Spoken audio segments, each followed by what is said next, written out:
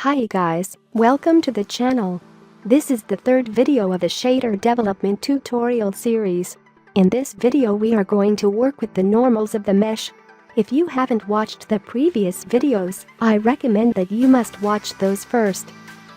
Before going further, first let's take a look at the final result. For this video, I have set up the scene with the monkey model, a cube, a sphere and a quad. First of all, create a new unlit shader and open it. Then on the top, set the custom folder name. Also delete all the properties and all the code in between CG program and NCG, except pragma statements.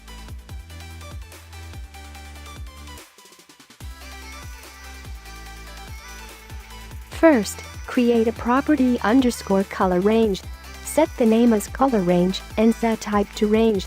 Range is a float variable whose value can go from 0 to 1. And then set default value to 1.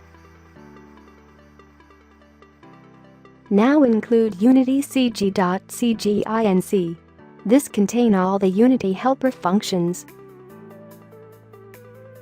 After this, define a struct appdata. In this struct, create a float for variable vertex and set its type to position. Then create a float3 variable normal and set its type to normal. This struct contains all the information of mesh vertex and normal. Unity has inbuilt appdata_base and appdata_10. These structures have all the data related to the mesh, and you don't have to define them in code. Then create a struct v2f. In this struct, define a float for variable vertex and set its type to sv_position. Then define a half3 variable world normal and set its type to text core 0. Now let me tell you the difference between float, half, and fixed. Float gives us high precision value, generally 32 bits. Full float precision is generally used for world space positions, texture coordinates, or scalar computations involving complex functions such as trigonometry or power exponentiation. Half gives us medium precision value, generally 16 bits. Half precision is useful for short vectors, directions, object space positions, high dynamic range colors. Fixed gives us low precision value, generally 11 bits and 1 by 256th precision. Fixed precision is useful for regular colors and performing simple operations on them. Now, we will include the color range from property. Note that the color range is a float value. Now we have to write the vert function. Make sure the name vert matches with the pragma statement name. This function takes appdata as the argument and returns a v2f variable.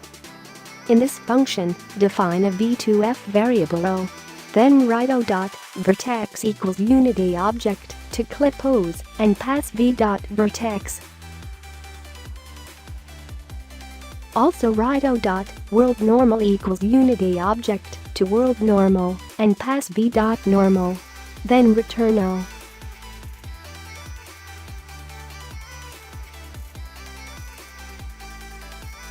Now we will write the frag function. This function takes v2f variable as the argument. Do not forget to add sv_target.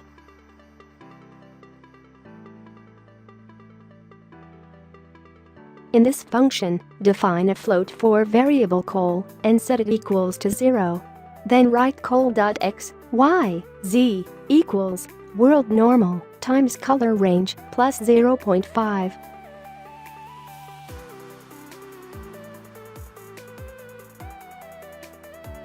Now return col. Save it and head back to Unity. In Unity, create a custom material and add it to game objects. Now select the material and go the shader tab in inspector.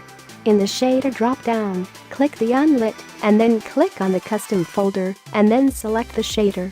Now you can see the results. This shader is displaying the mesh normals in world space. In the next video, we are going to work with shadows. And we will also take a look at adding fog compatibility to our shader.